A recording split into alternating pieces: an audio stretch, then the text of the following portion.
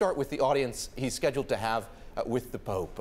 My colleague Mark Crumpton has been keeping us apprised of the disagreements the two leaders have had in the past. What do they hope to accomplish out of the meeting tomorrow?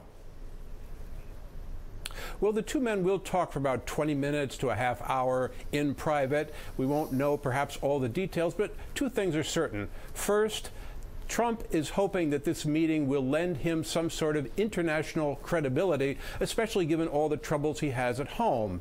And the Pope, for his part, is hoping that perhaps he can sway Trump on such issues as climate change and migration. Are there points of agreement when you look back at the harsh words exchanged largely via social media? Are they likely to agree on any broad themes? Well, right now it appears that the main points of interest will be these disagreements. Naturally, they will be talking perhaps about peace, about general progress. But for right now, it seems most of the attention has been focused on what divides them rather than what unites them.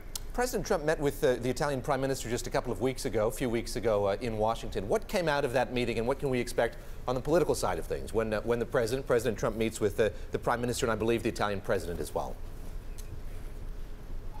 Yes, they will be talking about mostly the G7 summit. Now, that's the one that you mentioned that will be happening later this week in Sicily. There are many different issues on that agenda. For example, climate change, where there is disagreement with the U.S. administration.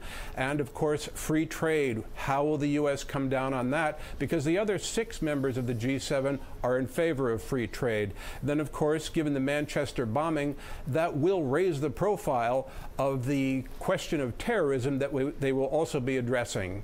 How has this affected the city of Rome, the visit by the U.S. president there? What's changed about daily life in Rome? How much of a headache is this going to be for you and others in the city tomorrow?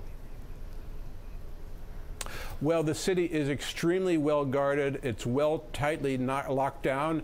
There are several so-called red zones that are hyper security. Now, given the Manchester bombing, the security will be stepped up even further. So the city will be very much almost in a lockdown mode. I'd read about plans for protests. So what are you hearing about where those might take place and if they might take place?